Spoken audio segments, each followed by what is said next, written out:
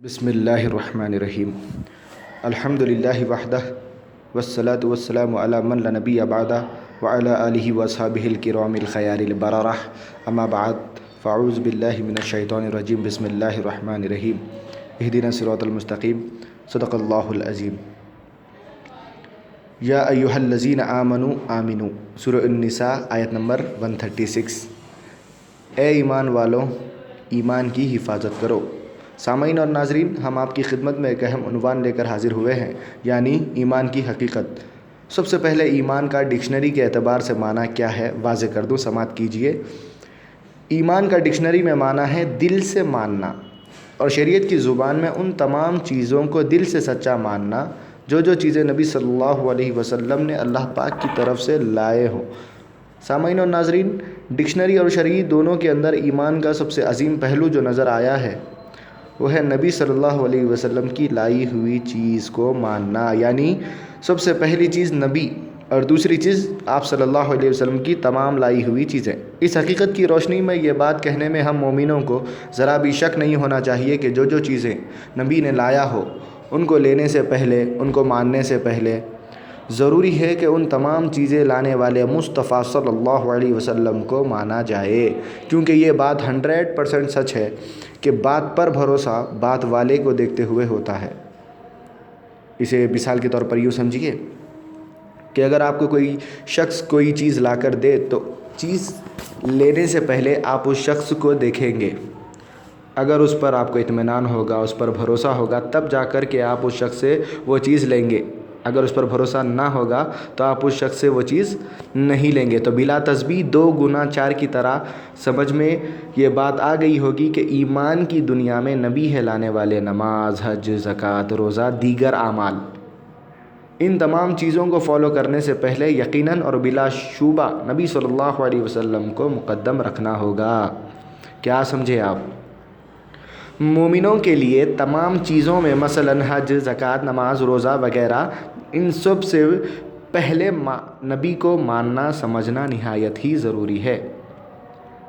یہیں سے یہ بات بھی سمجھ میں آ گئی ہوگی کہ جو لوگ نماز، حج، زکوٰۃ، روزہ وغیرہ کو اپنی تاریخی کا پہلا بیس سمجھتے ہیں وہ نہایت ہی ایمان کی پہلی ہی روش سے دور ہے۔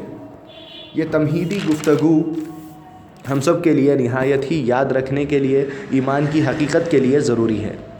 اب آئیے تحقیق کی دنیا میں رسول اللہ صلی اللہ علیہ وسلم نے سب سے پہلے ایمانیات میں ہمیں کیا بتایا؟ تو سامعین اور ناظرین توجہ سے سننا۔ ایمانیات میں سب سے پہلی کڑی ایمان باللہ ہے، دوسری کڑی ایمان بالملائکہ ہے، تیسری کڑی ایمان بالکتب السماویہ ہے، چوتھی کڑی ایمان بالرسل ہے، پانچویں کڑی ایمان بالیوم الآخر، چھٹویں کڑی ایمان بالقدر، ساتویں کڑی ایمان بالبعث بعد الموت۔ یہ کل 7 کڑیاں ہوئی جن میں سب سے پہلی کڑی ایمان باللہ ہے۔ تو آئیے ایمان باللہ کا ڈکشنری اور شرعی معنی کے اعتبار سے سمجھیں تو دونوں کا حاصل یہ نکلے گا کہ اللہ کو دل سے اس عقیدے کے ساتھ سچا ماننا کہ نبی صلی اللہ علیہ وسلم نے کہا، کیونکہ ایمان میں نبی ہی سب سے اہم ہے، یعنی کسی اور کے کہے پر اللہ کو اللہ ماننا ایمان نہیں کہلائے گا، بلکہ جس اللہ کو نبی نے اللہ کہا اس اللہ کو اللہ ماننا یہ ایمان کہلائے گا۔ اس کی دلیل قرآن کی اس عظیم سورہ اخلاص پارہ نمبر 30 میں ملاحظہ کیجئے۔ اللہ سبحانہ فرماتا ہے قُلْ هُوَ اللَّهُ أَحَدٌ اللَّهُ الصَّمَدُ لَمْ يَلِدْ وَلَمْ يُولَدْ وَلَمْ يَكُنْ لَهُ كُفُوًا أَحَدٌ۔ ان چاروں آیتوں میں اللہ پاک کا انٹروڈکشن ہے، لیکن انٹروڈکشن کرانے والے کا نام اللہ نہیں بلکہ محمد عربی صلی اللہ علیہ وسلم ہے۔ اب ترجمہ سنیے۔ سب سے پہلی آیت کریمہ کا ترجمہ ہے کہ اے حبیب مکرم آپ کہیے کہ اللہ ایک ہے۔ دوسری آیت کا ترجمہ ہے اللہ بے نیاز ہے۔ تیسری آیت کا ترجمہ ہے وہ کسی کا باپ نہیں اور کسی کا بیٹا نہیں۔ چوتھی آیت کا ترجمہ ہے اس کا کوئی شریک نہیں۔ کیا سمجھے آپ؟ اللہ کے ایک ہونے، اللہ کے بے نیاز ہونے، اللہ کے والد نہ ہونے، اللہ کے بیٹے نہ ہونے، اللہ کا شریک نہ ہونے، ان سب کا عقیدہ اور ان سب چیزوں کو ماننے اور ان سب چیزوں پر ایمان لانے سے پہلے لفظ قل یعنی اے حبیب مکرم آپ کہیے پر ایمان لانا ضروری ہے۔ مطلب یہ کہ اللہ پر بھروسہ اس کی ذات اور اس کی صفات کے اعتبار سے اسی وقت ہو سکتا ہے جب رسول اعظم صلی اللہ علیہ وسلم پر پہلے بھروسہ ہو۔ چلتے چلتے لفظ اللہ کے ڈیفینیشن پہ بھی ایک نظر دوڑا لیں۔ اللہ علم علی الاصح للذات الواجب الوجود المستجمع لجمیع صفات الکمال، یعنی اللہ اس ذات کا نام ہے جس کا وجود ضروری ہو اور جو تمام کمال والی صفتوں کا جامع ہو، یعنی جس کے اندر کمال والی صفتیں پائی جاتی ہو۔ اب ترجمہ ایمان باللہ کا یہ ہوگا کہ ایسے اللہ کو دل سے ماننا جو اللہ اپنے اندر کوئی بھی عیب کا پہلو نہ رکھے۔ اسی سے اللہ کے جھوٹ ہونے کا عقیدہ بھی باطل ہو گیا، کیونکہ جھوٹ عیب ہے، کمال نہیں۔ اللہ کے جھوٹ ہونے کا عقیدہ مولانا رشید احمد گنگوہی نے اپنی کتاب براہین قاطعہ پیج نمبر 6 میں لکھا، معاذ اللہ رب العالمین۔ اسی ضمن میں ایک اور بات قابل توجہ ہے کہ اللہ کو ماننے کا ایک مطلب یہ بھی ہے کہ اس کے مخالفین اور اس کے اپوزیشن کو باطل مانا جائے، جیسا کہ خود کلمہ کے پہلے حصے کے الفاظ سے ظاہر ہے، یعنی لا الہ، نہیں ہے کوئی معبود، جس کا مطلب ہے کہ معبود جتنے بھی باطل ہیں پہلے اس کے باطل ہونے کا عقیدہ رکھ لیا جائے، پھر ایک اللہ کے حق اور سچے ہونے کا عقیدہ رکھا جائے۔ اس کا یہ ہرگز مطلب نہیں ہے کہ جو اللہ کے محبوب بندے ہیں ان کو اللہ کا اپوزیشن ٹھہرا کر نیگلیکٹ کیا جائے، جیسے کہ امت کا ایک طبقہ انبیاء اور اولیاء کو، جو اللہ کے محبوب بندے ہیں، انہیں اللہ کا اپوزیشن بنا کر امت کے سامنے یوں پیش کر رہے ہیں کہ اللہ کے سوا کوئی نبی کوئی ولی کام نہیں آئیں گے۔ بتائیے یہ کلمہ کے ساتھ ایک بھونڈا مذاق ہے یا نہیں؟